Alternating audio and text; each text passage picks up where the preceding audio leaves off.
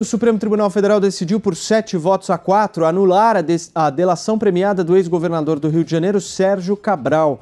A colaboração foi contestada pela Procuradoria-Geral da República, que não participou da negociação do acordo firmado pela Polícia Federal e homologado pelo ministro Edson Fachin em janeiro de 2020.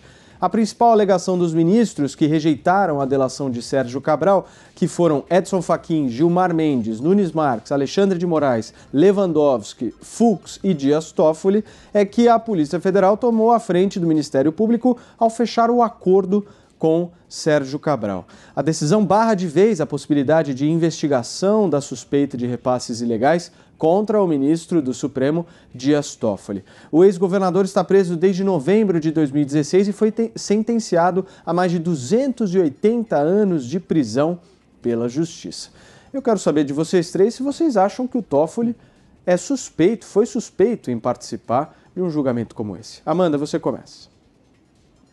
Claro, é o maior absurdo o Toffoli ter participado desse julgamento. Ele tinha que ter se declarado impedido, porque, obviamente, ele é parte diretamente interessado.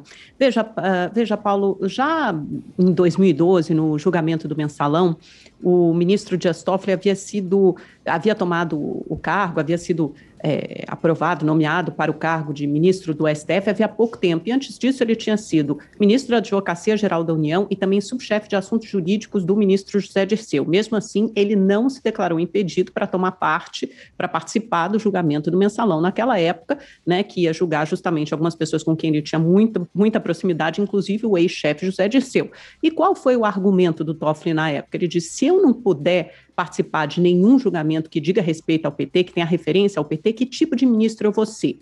Bom, naquela época, provavelmente ele já deveria ter sido declarado impedido. Agora, nesse caso, que diz respeito diretamente a ele, ou seja, o arquivamento dessa delação do Sérgio Cabral beneficia o ministro, ele tinha que ter se declarado impedido. O gabinete do Toffoli, né, argumenta o seguinte, que primeiro que não havia impedimento e que o recurso da PGR em o julgamento foi apresentado em março, muito antes da menção ao Toffoli na delação. Esse argumento não cola, foi muito ruim ele ter participado. O próprio ministro Luiz Fux era outro que normalmente se manifesta impedido de participar em alguns desses julgamentos que envolvem o Sérgio Cabral, que também foi um dos artífices lá na indicação do Luiz Fux para ministro do Supremo Tribunal Federal. Agora, eu acho que há outros aspectos interessantes e relevantes para se analisar nessa delação em particular. Primeiro, né, o STF rejeitou a delação do Cabral com base num recurso da Procuradoria-Geral da República que se posicionou contra o acordo da delação premiada. E por que isso é importante? Os ministros se dividiram, a começar pelo próprio Fachin, que é o relator, já havia aceitado a delação premiada, mas quando a PGR se colocou contra, ele disse, bom, então, desta vez ele acabou optando pelo arquivamento porque argumentou que o acordo só poderia ser celebrado com o aval da PGR. E por que isso? Porque a PGR é a parte que é o acordo, né, que implica em abrir mão do direito de punir, e esse direito de punir é exclusivo da PGR. E alguns ministros seguiram o voto de Fachin, nem adentraram o mérito, nem adentraram a questão, como foi o caso de Fux e Toffoli, e outros ministros, como Gilmar Mendes, Lewandowski, o Alexandre de Moraes e o Cássio Nunes, concordaram com esses argumentos, né, de que a homologação da delação só é possível com o aval da Procuradoria-Geral da República. Você não pode ignorar os argumentos da Procuradoria-Geral, porque ela que tem o direito de punir, mas não dizem que isso vale para todos os outros casos, que essa avaliação só restringia a essa delação em particular do Sérgio Cabral. O ministro Gilmar Mendes foi além, disse que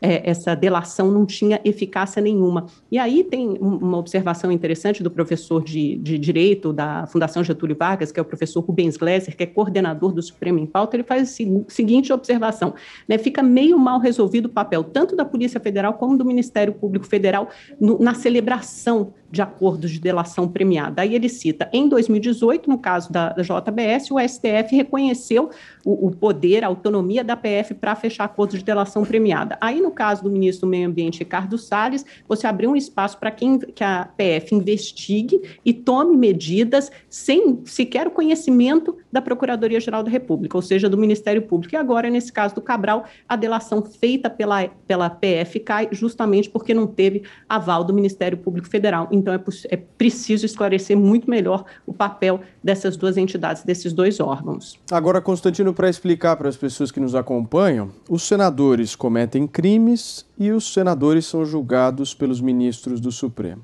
Os ministros do Supremo cometem crimes e são julgados pelos senadores. Você poderia me dizer que isso seria o infinito da impunidade? Paulo, essa é a ciranda da felicidade dos corruptos, né? Muitos senadores têm rabo preso e por terem foro privilegiado só podem ser julgados pelos ministros do Supremo, que por sua vez só podem ser alvo de impeachment para encontrar algum mecanismo de freio e contrapeso na nossa república ou republiqueta por meio do próprio Senado. Então forma-se ali um círculo vicioso em que quem paga o pato é a população. Veja, eu não vou nem entrar na questão das tecnicidades aí, de qual era o órgão competente, a Polícia Federal poderia ou não fechar o acordo, existe essa discrepância em relação ao que aconteceu agora nessa nova operação envolvendo o ministro Salles, que é realmente um absurdo, porque sequer o PGR foi comunicado, né, o que é sem precedente na história do Ministério Público. Então, assim, eu quero usar mais esse caso e principalmente focar na questão do voto do Toffoli, né, que sequer foi divisor de águas, não foi nenhum voto de Minerva, ou seja, já tinha uma vitória da impunidade, entendamos assim, e ele não precisava ter feito esse escárnio, né? Mas isso mostra, na minha opinião e de muita gente, como os nossos deuses do Olimpo não ligam a mínima para a opinião pública, para a lei e para nada. Eles estão acima do bem e do mal, né? A procuradora Tameia Danelon comentou hoje na Jovem Pan mais cedo, né? Um juiz não pode votar em caso que ele é interessado. A lei é clara sobre a participação do juiz e é uma questão, além da legislação, de bom senso. É o óbvio. Eu quero ler aqui o artigo 252 do Código do Processo Penal, parágrafo 5º, né? O juiz não poderá exercer jurisdição no processo em que, abre aspas, ele próprio ou seu cônjuge ou parente, consanguíneo ou afim, em linha reta ou colateral, até o 3º grau, inclusive, for parte ou diretamente interessado no feito. Quer dizer, nós não estamos discutindo aqui suspeição, é impedimento legal. Agora, é um Supremo que não liga nem para a questão da suspeição. O Toffoli, como lembrou a Amanda, ele foi funcionário do José Dirceu e ele resolveu colocar o PT como um dos casos que ele poderia lidar sem conflito de interesses. Né? Então, é tudo muito escandaloso. Nós temos habeas corpus concedido para compadres no Supremo Tribunal Federal. Compadres.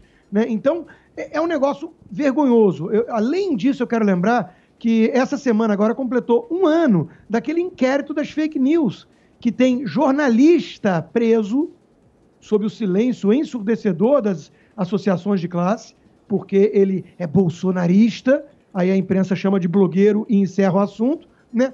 Sem que o advogado dele tenha acesso ao inquérito na íntegra. É um escândalo. Então, assim, não dá para passar pano para isso. Não dá. Eu sei que tem muita gente com medo e tudo, mas assim, nós temos que enfrentar, nós temos que colocar os pingos nos is aqui e constatar que essa formação que temos do Supremo hoje, inclusive 7 dos 11 indicados por uma quadrilha criminosa e sabatinados por um Congresso vendido, sob mensalão e petrolão, essa formação que temos hoje no Supremo representa a maior ameaça que temos ao nosso Estado democrático de direito. Espalha insegurança jurídica, ninguém entende, é puro arbítrio. E como é que a gente vai frear isso? Ninguém sabe direito, né? Mas é preciso pelo menos constatar o que está acontecendo aqui hoje, porque isso é muito, muito grave. Agora, Serrão, vai ficar por isso mesmo? Olha, a tendência é que fique por isso mesmo. O bagulho é cada vez mais doido. A impressão que a gente fica é que o Supremo Tribunal Federal está agindo como cabo eleitoral do presidente Jair Bolsonaro na próxima eleição. Uma decisão como essa incendeia as hostes bolsonaristas, fazem com que todo mundo fique com cada vez mais desconfiança e até desrespeito ao Supremo Tribunal Federal. Uma decisão absolutamente esdrúxula e que pode e tem consequências muito graves na nossa institucionalidade. Já não basta a decisão que trouxe de volta os direitos políticos a Luiz Inácio Lula da Silva. Isso daí já foi uma aberração assustadora. Agora, quando tem uma denúncia objetiva, uma delação premiada do ex-governador do Rio de Janeiro, revelando que o ministro do Supremo Tribunal Federal, através do escritório da esposa dele, teria recebido 4 milhões de propina, a palavra é essa, para facilitar o julgamento de 2 prefeitos quando ele era presidente do Tribunal Superior Eleitoral. Isso é vergonhoso. Mais vergonhoso ainda é quando o Toffoli, a Amanda expôs bem, não se declarou impedido. Como o Rodrigo deixou bem claro, a regra é clara, a lei, o artigo 252 do Código Penal, garante que você tem que ter o impedimento claro, impedido. Só que Toffoli agiu como um VAR do VAR, o VAR dele mesmo. Vergonha para o Supremo Tribunal Federal. Isso aí foi uma coisa assustadora. O Brasil tem que protestar claramente contra isso. Agora, o Poder Supremo é isso. Ele faz o que ele quer, ele promove o rigor seletivo quando é conveniente e o perdão quando lhe interessa. Isso não é julgamento. Isso não é base de institucionalidade, isso é insegurança jurídica que cada vez mais atrapalha a construção de um processo democrático que não temos no Brasil. Não temos democracia aqui porque o nosso establishment não permite que tenhamos. O modelo aqui é de justiça para quem tem o poder de pagar as melhores bancas de advocacia que têm acesso direto aos poderosos gabinetes do judiciário. É isso. País da impunidade, país da injustiça, país da vergonha. Então, esse Poder Supremo ele tem que ser repensado. Já que o Poder Supremo se acha acima de Deus e acima de todos, então vamos lá, que o Supremo Tribunal Federal, então, decrete o fim da pandemia, decrete o fim de todos os crimes hediondos que são cometidos no Brasil, decrete, por exemplo, que se acaba a partir de agora, por um decreto do Supremo, com a pedofilia. Acaba-se e se institui a honestidade também por um decreto do Poder Supremo que está acima de Deus, está acima de todos. Não dá só levando na piada o país da piada pronta. Muito bem, vamos organizar aqui. O Constantino pediu, a Amanda pediu. Consta, vamos pela ordem. Não, só para acrescentar algumas coisas que eu não falei antes, né? Primeiro lugar, a Lava Jato, ela fez um trabalho fenomenal, né, de expor e prender, punir corruptos do alto escalão, inclusive o ex-presidente Lula, né, que os seus companheiros supremos fizeram de tudo para primeiro soltar e agora torná-lo elegível. Mas houve um claro obstáculo que ela não conseguiu superar, que foi justamente o Poder Judiciário. Eu conversei sobre isso com um representante da Polícia Federal de Curitiba, da Força Tarefa, e ele desabafou comigo em off exatamente sobre essa dificuldade de chegar até o Poder Judiciário. Então, essa delação do Cabral, ela tinha a expectativa de furar esse bloqueio, né? E realmente o fez, mas o Império contra-ataca, né? E a reação do mecanismo é muito violenta. E também eu quero fazer justiça aqui, porque eu sempre menciono que 7 dos 11 foram indicados pela quadrilha. Por exemplo, o Barroso, quem eu vejo sempre com muita desconfiança, porque quer empurrar a história, mas ele, nesse caso, votou, e como vota, via de regra, em relação a combate à corrupção, naquilo que eu considero o lado certo. Mas tem um ministro que a gente não pode deixar passar batido, que talvez seja um dos piores ali, em termos de postura, né? E que não foi indicado pelo PT, que é o Gilmar Mendes. Né? O Gilmar Mendes, nesse voto dele, ele quer perseguir a polícia. Ele não satisfeito quer perseguir a polícia. E outra coisa que não podemos deixar também de mencionar aqui, né, é o seguinte, esse Supremo que faz isso, em que o Toffoli vota contra a denúncia envolvendo o Toffoli, considerou o Sérgio Moro suspeito para julgar o Lula. Quer dizer, de novo, é difícil até comentar. É difícil até comentar sem que a gente corra o risco de ir preso. Amanda, você. Veja, eu acho importante fazer algumas ressalvas nesse caso, porque a gente tem que ter em mente também quem é o personagem que é alvo de toda essa história, que é o Sérgio Cabral, condenado a mais de 300 anos de prisão, que já tentou fechar inúmeros acordos de colaboração com o Ministério Público e nunca foi bem sucedido, porque o Ministério Público nunca comprou as versões do Sérgio Cabral. Então, talvez toda essa barafunda, essa confusão que tenha se tornado essa delação do Sérgio Cabral seja muito mais por erros de decisões monocráticas, a começar por uma decisão monocrática do Fachin, até do que por um fato dessa delação ter validade ou não. Imagine que a Polícia Federal, depois do Ministério Público recusar fechar acordo de delação premiada com Cabral, a própria Polícia Federal fechou esse acordo de delação premiada. Com base nisso, instaurou 12 inquéritos. Esses 12 inquéritos foram parar na Procuradoria-Geral da República. E veja o que a PGR disse, né, na condição de titular da ação penal. Pleiteou o arquivamento desses 12 inquéritos e levou isso para o Supremo Tribunal Federal. E o que a PGR entendeu? Que as declarações do colaborador não continham elementos mínimos de corroboração que justificassem a deflagração de uma investigação criminal em desfavor das pessoas citadas. Então, mesmo levando isso para o Supremo Tribunal Federal, o Edson Fachin passou por cima dessa consideração da PGR e aprovou a celebração desse acordo premiado entre PF e Sérgio Cabral. E aí depois isso foi novamente, aí quando chegou a indicação, a citação ao Toffoli, ele colocou isso novamente em julgamento no Supremo Tribunal Federal, e aí ele foi contra a primeira decisão dele. Dessa vez ele votou, então, pelo arquivamento, por aceitar o recurso da PGR, porque a PGR recorreu, falou isso aqui não tem que ter acordo de delação premiada. Então, esse é o motivo de toda essa confusão. A gente tem que ter isso em mente, tem que ter mais uma coisa em mente, que o ex-secretário de Obras do Rio de Janeiro, Hudson Braga, quem o Sérgio Cabral acusa de ser o ator, aí, um intermediário do suposto pagamento de R$4 milhões para o Dias Toffoli via escritório de advocacia da mulher do Toffoli, a Roberta Rangel, para uma decisão favorável em relação a 2 prefeitos do estado do Rio de Janeiro, no Tribunal Superior Eleitoral. Hudson Braga nega, e ele inclusive divulgou uma nota, ele disse que nunca fez isso, e divulgou uma nota dizendo que o Cabral tenta se safar de suas responsabilidades alterando estratégias. Primeiro negou os fatos, depois usou manobras processuais e agora tenta criar fatos para viabilizar a sua colaboração premiada. Então, veja que todo esse escarcéu se dá a partir de alguns erros, né, que se não fossem cometidos, não fossem feitos, a gente não teria chegado até aqui. Não estou dizendo que não há nada e que o Toffoli seja inocente, realmente a gente não sabe, mas o Ministério Público achou que aquela colaboração premiada carecia de conteúdo e carecia de corroboração. E mesmo assim, ela seguiu no Supremo, por isso chegamos ao dia de hoje. Constantino, vai lá. Não, acho que eu já dei meu ponto principal, Paulo. Eu acho que nós estamos vivendo momentos, e quem diz não sou eu, quem diz não é a procuradora Tameda não apenas, que eu já mencionei, é o Ives Gandra Martins, é qualquer um sério, né, que está atento ao que está acontecendo. Está gerando uma sensação de impunidade e de impotência da população séria, trabalhadora, que se vê refém de... É preciso tomar cuidado até na escolha das palavras, porque nós estamos vivendo um estado de exceção, né? Pessoas que tomaram de assalto instituições importantes da nossa República.